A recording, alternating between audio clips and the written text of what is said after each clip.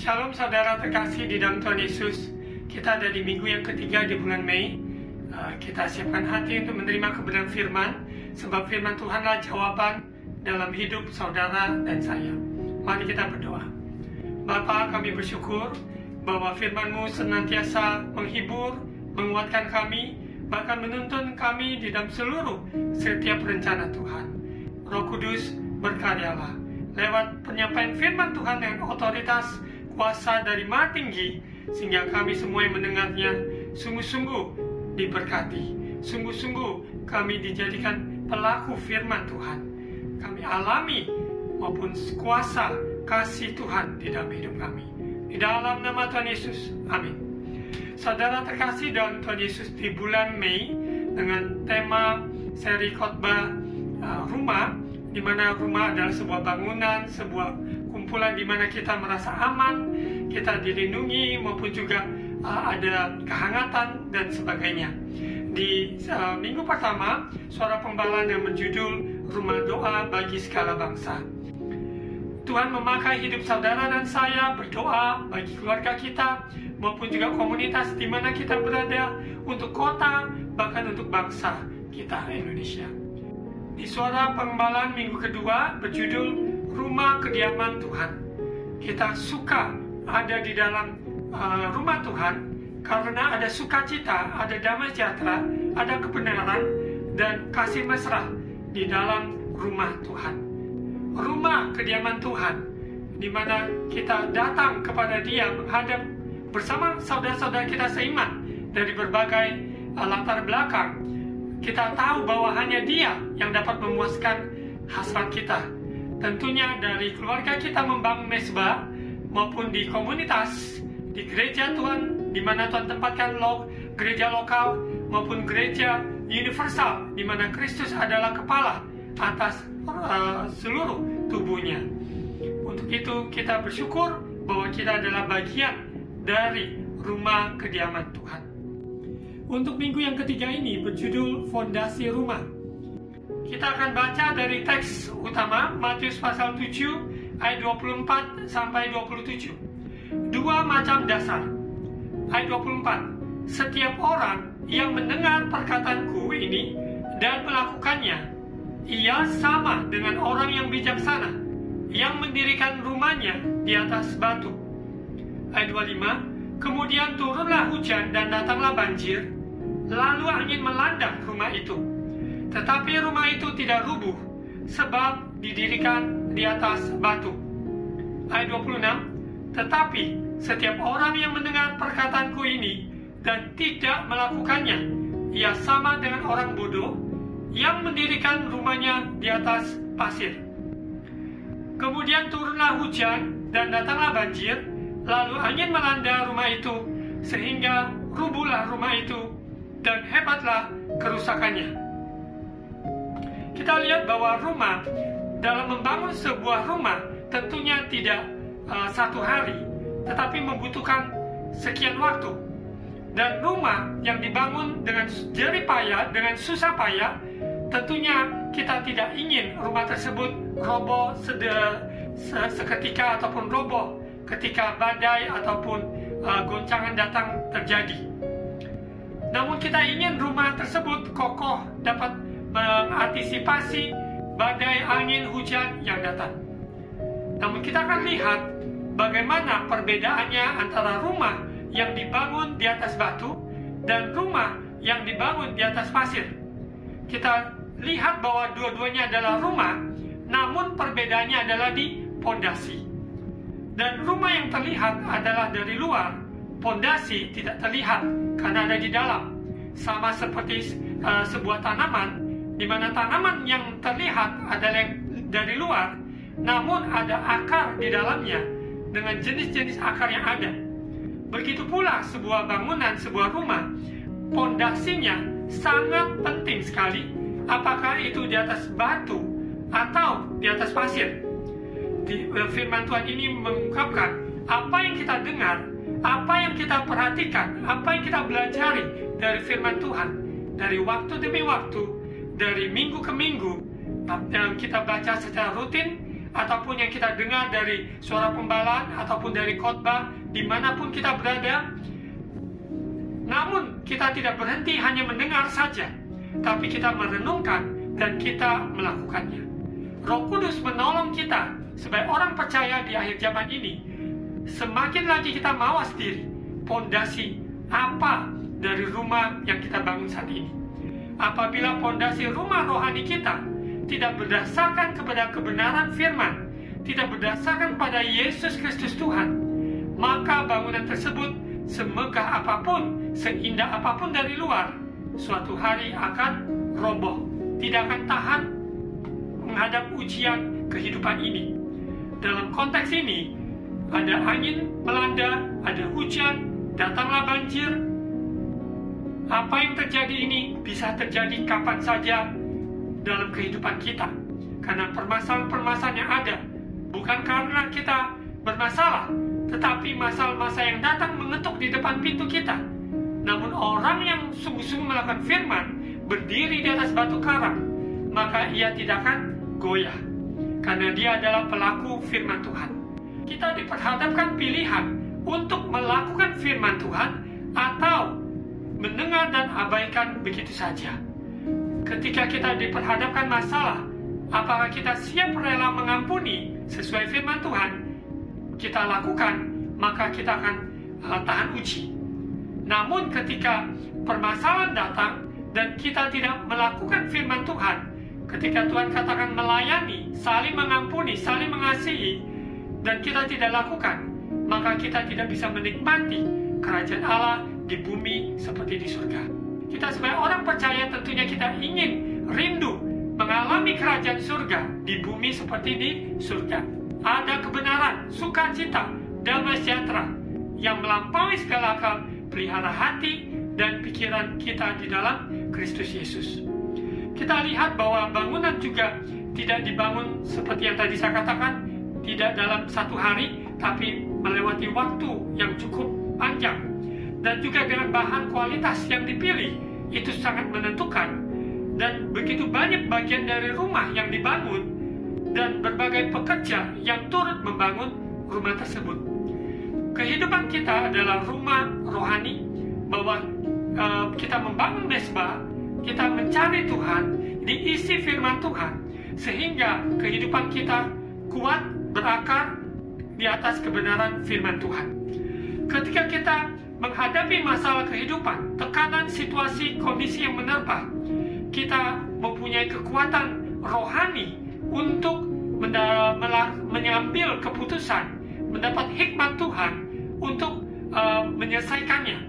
Kita tahu kesanggupan kita dalam pekerjaan Tuhan. Tuhan yang menolong saudara, menolong saya dalam setiap situasi kondisi yang pelik, seburuk apapun. Namun Kristus adalah jawaban. Kita lihat dasar dari bangunan tersebut. Seperti apa fondasi dari bangunan tersebut. Kita lihat di 1 Korintus 3 ayat 10. Sesuai dengan kasih karunia Allah yang dianugerahkan kepadaku, aku sebagai seorang ahli bangunan yang cakap telah meletakkan dasar, dan orang lain membangun terus di atasnya. Tetapi tiap-tiap orang harus memperhatikan bagaimana ia harus membangun di atasnya. Rasul Paulus, seorang rasul yang Tuhan tetapkan untuk membangun gerejanya Tuhan, dari waktu demi waktu yang terjadi, dari jemaat-jemaat yang dia rintis, dia sadar bahwa semuanya karena kasih karunia Allah. Tuhan percayakan dia maupun sebagai ahli bangunan yang cakap meletakkan dasar. Pondasi yang benar adalah awal dari perjalanan kebangunan rohani seseorang. Kalau kita lihat bahwa kehidupan seseorang tidak berdasarkan kepada kebenaran yang sejati, maka bangunan tersebut dari luar, rumah tersebut terlihat indah, namun keropos. Untuk itu kita lihat apa yang Rasul Paulus maksudkan, supaya umat Tuhan, jemaat Tuhan dibangun di atas pengenalan akan Tuhan dengan benar. Kita lihat di ayat 11, ini adalah kuncinya.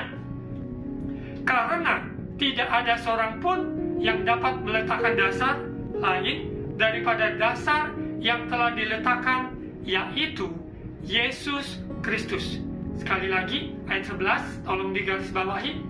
Karena tidak ada seorang pun yang dapat meletakkan dasar lain daripada dasar yang telah diletakkan, yaitu Yesus Kristus. Kita dapat aplikasikan ini di dalam hidup pribadi kita, membangun rumah tangga, keluarga, ataupun gereja Tuhan, komunitas tempat kita bekerja, teamwork, dan sebagainya. Kita perhatikan bahwa tidak ada dasar lain daripada dasar yang telah diletakkan, yaitu pribadi Yesus Kristus. Dia penuh kasih, penuh kuasa, karakter, maupun keilahiannya. Dia telah mati di atas kayu salib. Dia menanggung segala dosa kita berdasarkan pengorbanan Yesus, karya Yesus, kasihnya, kuasanya. Dan itu menjadi landasan fondasi rumah kehidupan kita ini. Kita perhatikan, apabila tidak berdiri di atas dasar akan Yesus Kristus sebagai fondasi rumah ini, maka ketika menghadapi masalah-masalah ke depan, kita tidak sanggup dan akan roboh. Entahkah orang membangun di atas dasar ini dan emas, perak, batu permata, kayu, rumput kering, atau jerami, sekali kelak pekerjaan masing-masing orang akan nampak. Karena hari Tuhan akan menyatakannya, sebab ia akan nampak dengan api, dan bagaimana pekerjaan masing-masing orang akan diuji oleh api itu. Di sini kita lihat dari dasar bahan dari bangunan tersebut bisa dari emas, perak, batu permata, kayu, rumput kering, atau jerami. Kita lihat jenis dari dasar ini. Ada emas, perak, batu permata yang kuat menghadapi segala ujian, tes, api sekalipun. Namun kayu, rumput kering, atau jerami hanya sedikit terbakar, maka begitu cepat lenyap seketika. Untuk itu, dalam kehidupan kita, bagaimana kita membangun di atas dasar fondasi apa rumah kehidupan rohani kita? Kita harus mengecek. Apabila tidak berdasarkan pada pewahyuan kepada kebenaran firman atas urapan Roh Kudus, maka kehidupan rohani kita, kehidupan yang sangat rapuh. Untuk itu, kembali kepada fondasi yang benar, yaitu Yesus Kristus dan pengajarannya. Kita lihat di ayat 14, jika pekerjaan yang dibangun seseorang tahan uji, ia akan mendapat upah. Jika pekerjaannya terbakar, ia akan menderita kerugian, tetapi ia sendiri akan diselamatkan, tetapi seperti dari dalam api. Kita akan hadapi ujian demi ujian, cobaan demi cobaan. Apabila kita sungguh berdiri di atas batu karang, maka kita percaya kita diluputkannya. Tidak tahukah kamu bahwa kamu adalah bait Allah dan bahwa Roh Allah diam di dalam kamu? Kita bersyukur kita diselamatkan oleh kasih anugerah Tuhan. Di mana Tuhan berdiam di dalam bait sucinya, kita adalah bagian dari bait suci Allah. Dari seluruh tubuh Kristus bersama-sama di dalam rumah Tuhan, kita adalah tempat baiknya di mana Tuhan bertata, di dalam kumpulan orang-orang percaya, maupun dalam keluarga kita, maupun dalam pribadi kita secara pribadi. Kita bersyukur semua ini karena anugerah Tuhan. Dia berdiam pada zaman perjanjian lama. Tuhan menyuruh bangsa Israel untuk mendirikan tabernakel, memesbah, bait, dan sebagainya. Yang Tuhan mau menyatakan, yang sesungguhnya yang aku rindu atau berdiam di dalam kehidupan umatnya, di dalam kumpulan orang percaya, orang kudus, yang sungguh-sungguh Yesus adalah menjadi pusat kehidupannya. Yesus menjadi dasar fondasi. Dia adalah batu penjuru, dasar yang kokoh, yang tidak bisa digeserkan sedikit pun. Jika ada orang yang membinasakan bait Allah, maka Allah akan membinasakan dia. Sebab bait Allah adalah kudus, dan bait Allah itu ialah kamu. Janganlah ada orang yang menipu dirinya sendiri. Jika ada di antara kamu yang menyangka dirinya berhikmat menurut dunia ini, biarlah ia menjadi bodoh supaya ia berhikmat. Apa yang dunia lihat diukur secara materi, menganggap orang yang hidup di dalam kebenaran sebagai orang yang bodoh. Namun kita yang melakukan firman Tuhan, sesungguhnya kita adalah orang yang diberkati. Kita adalah orang yang bahagia karena melakukan firman Tuhan. Di ayat 19, karena hikmat dunia ini adalah kebodohan bagi Allah. Sebab ada tertulis, ia yang menangkap orang berhikmat dalam kecerdikannya. Dan di tempat lain Tuhan mengetahui rancangan-rancangan orang berhikmat, sesungguhnya semuanya sia-sia belaka. Kepintaran yang kita pakai dari dunia di mata Tuhan sebuah kebodohan. Namun ketika kita mengandalkan Tuhan, hikmat dari sorga turun, ada hati yang murni maupun juga keinginan maupun untuk menjadi berkat buat sesama kita. Kita yakin percaya hikmat dari atas adalah pemberian dari Allah. Itu akan memberkati umat Tuhan, membawa umatnya lebih dekat kepadanya. Untuk itu hikmat dari dunia dan hikmat dari Allah sangat bertolak belakang. Untuk itu kita belajar menggantungkan hidup kita kepada hikmat Tuhan, mengambil keputusan di mana kita harus berkarir ataupun dalam berumah tangga ataupun di dalam komunitas orang percaya. Apapun keputusan yang harus kita ambil dalam usaha pekerjaan, kita mencari Tuhan, mencari perkenanannya, mencari wajahnya dan jalan-jalannya. Dia sendiri yang meluruskan jalan kita. Kalau kita mau akui dia dalam segala laku kita sesuai Amsal 3 ayat 5 dan 6. Kita lanjut di ayat 21. Karena itu janganlah ada orang yang memegahkan dirinya atas manusia, sebab segala sesuatu adalah milikmu, baik Paulus, Apolos, maupun Kefas, baik dunia, hidup maupun mati, baik waktu sekarang maupun waktu yang akan datang, semuanya kamu punya. Tetapi kamu adalah milik Kristus, dan Kristus adalah milik Allah. Kita tidak ada satupun hal yang bisa kita megahkan kecuali Kristus yang ada di dalam hidup kita. Hendaklah kita bermegah bukan karena kepintaran, pengalaman, kehebatan, latar belakang kita, namun kita sadari semuanya dari Dia, oleh Dia, kepada Dia segala kemuliaan, hormat untuk selama-lamanya. Kita lihat di Matius 16-18, fondasi dari rumah Tuhan, fondasi dari rumah rohani kita, kehidupan kita, Kristus, Dia adalah batu karang. Ayat 18, dan aku pun berkata kepadamu, engkau adalah Petrus, dan di atas batu karang ini aku akan mendirikan jemaatku, dan alam maut tidak akan menguasainya. Setiap rumah Tuhan, gereja Tuhan yang fondasi yaitu Kristus adalah sentral, adalah batu penjuru, maka kita percaya, maka gereja Tuhan tersebut memberitakan keselamatan, menjadi tempat perlindungan bagi orang-orang yang datang mencari Tuhan. Mereka temukan Tuhan. Untuk itu rumah Tuhan, gereja Tuhan menjadi mercusuar, sungguh-sungguh menjadi terang di tengah-tengah dunia yang gelap ini. Ketika orang-orang merana, depresi, dalam kondisi yang terpuruk, mereka menemukan yaitu titik terang yang bercahaya, dan Kristus yang menarik jiwa-jiwa datang kepada Dia. Untuk itu, sebagai orang percaya, bagian dalam rumah Tuhan, gereja Tuhan, kita harus memawas diri untuk apa yang kita ajarkan tidak boleh bergeser dari kebenaran firman Tuhan, tidak boleh sedikit pun menyimpang dari apa yang Yesus telah ajarkan.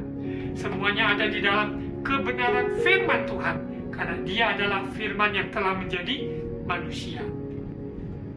Kita lanjut, kita akan lihat di Efesus pasal 2 ayat 10. Efesus pasal 2 ayat 10. Karena kita ini buatan Allah, diciptakan dalam Kristus Yesus untuk melakukan pekerjaan baik yang dipersiapkan Allah sebelumnya. Ia mau supaya kita hidup di dalamnya. Kita sadari rumah ini adalah milik Tuhan. Kita adalah bejana tanah liat di tangan penjunan. Tuhan, bentuklah aku, jadikan aku menurut rencanamu, sehingga aku dipersiapkan Allah sebelumnya untuk kemuliaannya, untuk melakukan pekerjaan baik, sehingga lewat hidup kita orang mengenal Kristus. Lewat kehidupan kita orang mengalami kasih kuasa Tuhan.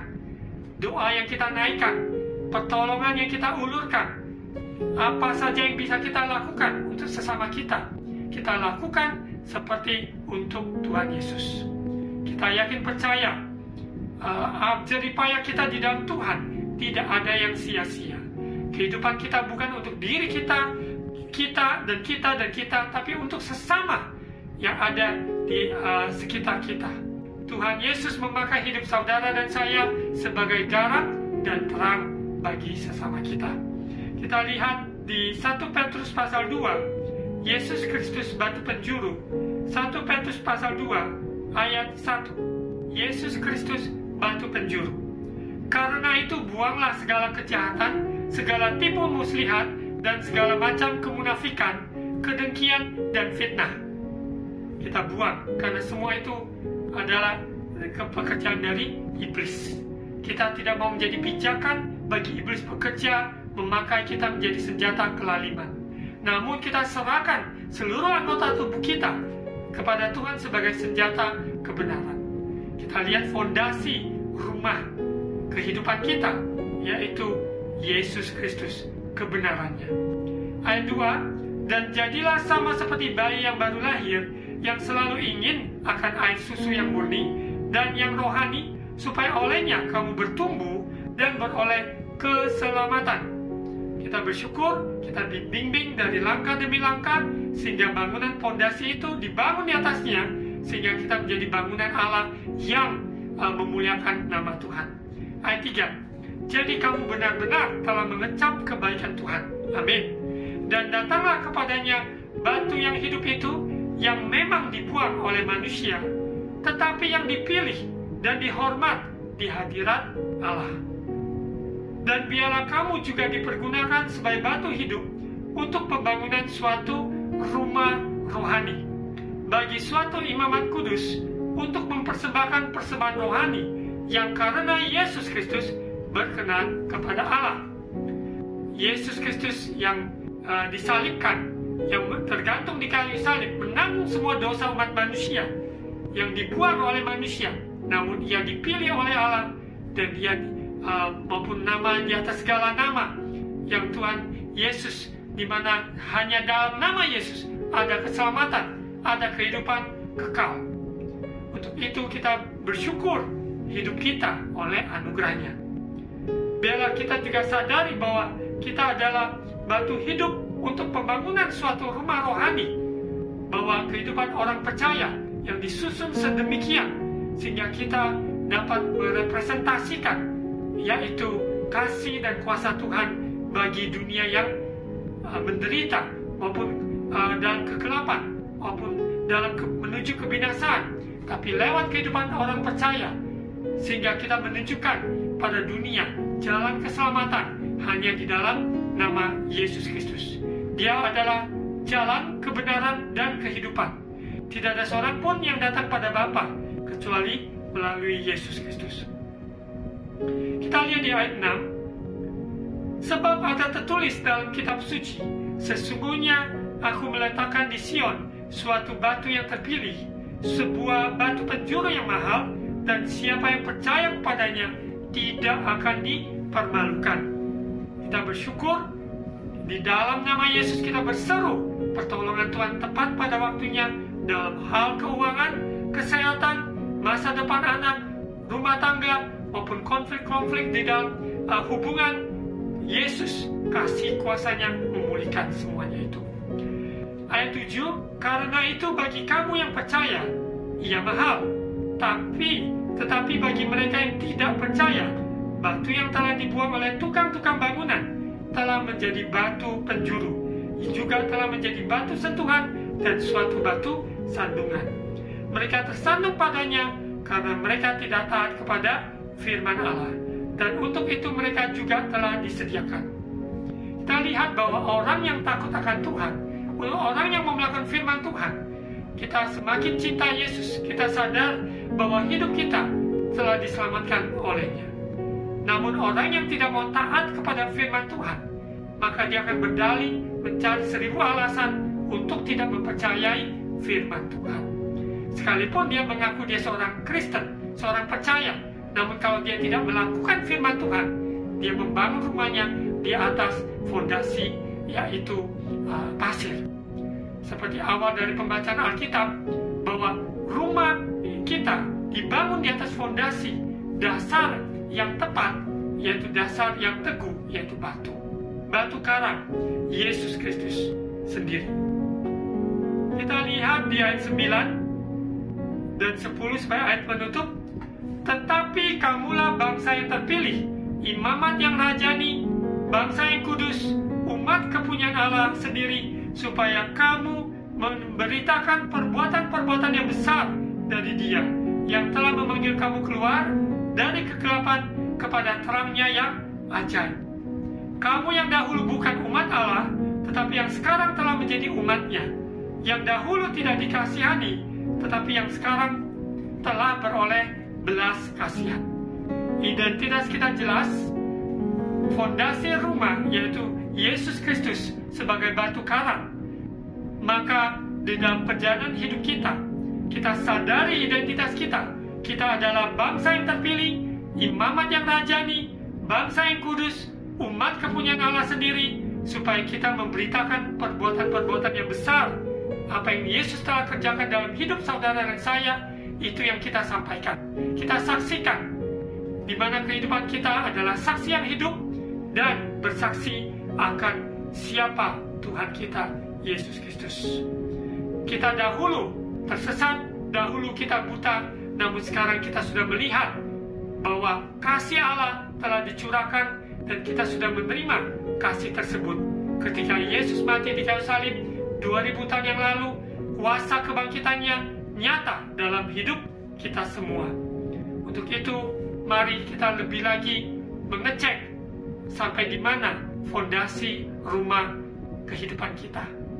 Apabila tidak berdasarkan pada kebenaran firman, pada Yesus Kristus pribadi, maka kehidupan kita adalah kehidupan yang tidak bahagia, yang sia-sia, karena tidak melakukan firman Tuhan. Jadilah pelaku firman Tuhan, karena itu adalah fondasi rumah. Orang yang membangun rumahnya di atas batu karang. Mari kita berdoa. Bapa, meteraikan firman Tuhan dalam hidup kami. Seberapa banyak firman yang kami baca, yang kami dengar, biarlah kami menjadi pelaku firman Tuhan, seperti orang yang membangun rumah di atas dasar, yaitu batu karang. Fondasi rumah kami sangat menentukan perkembangan kehidupan kami dalam menghasilkan buah-buah di dalam pelayanan, di dalam pertobatan, di dalam karakter buah Roh Kudus Engkau berkarya. Terima kasih Bapa, bagi yang susah hati saat ini Tuhan hibur, berikan pertolongan tepat pada waktunya. Bagi yang sakit, Tuhan penyembuhnya. Bagi yang terikat supaya dilepaskan di dalam kuasa nama Yesus Kristus. Tidak ada mustahil bagimu Tuhan. Kuasamu terlebih besar. Masalah yang ada, kami percaya Allah kami lebih besar dari semua yang ada. Terima kasih Bapa. Tuhan Yesus ajar kami untuk sungguh-sungguh dengar-dengaran, menjadi taat, melakukan setiap firman Tuhan. Roh Kudus menolong, memampukan kami. Berkati bangsa negara kami Indonesia, berkati pemerintah, berkati seluruh jajaran yang ada sampai ke tingkat daerah dimanapun berada. Tuhan berkati Indonesia, berkati bangsa-bangsa yang ada di dunia. Biarlah kami anak-anak Tuhan sebagai garam dan terang bagi dunia. Terpuji-pujilah namamu. Terima kasih Bapa. Saat ini saudara terkasih, angkat kedua tangan untuk terima ucapan berkat imam. Tuhan memberkati engkau dan melindungi engkau. Tuhan menyinari engkau dengan wajahnya dan memberi engkau kasih karunia. Tuhan menghadapkan wajahnya kepadamu dan memberi engkau damai sejahtera. Saudara terkasih, terimalah berkat kasih karunia Allah Bapa, dari Tuhan Yesus kasih-Nya yang sempurna, persekutuan Allah Roh Kudus menyertai kita sekarang sampai Maranatha, Yesus datang kembali. Di dalam nama Tuhan Yesus, amin. Saudara terkasih dalam Tuhan Yesus, saya mengundang saudara yang tinggal di Surabaya maupun di kota sekitarnya, apabila belum ada jemaat tetap dimanapun, supaya dapat bergabung ataupun datang beribadah bersama kami di Golden City Mall, Cornerstone Faith Church, Jalan Wahab Siamin, dekat Majen Sungkono, setiap hari Minggu jam 10 pagi. Di Jalan Wahab Siamin, dekat Majen Sungkono. Tuhan Yesus memberkati.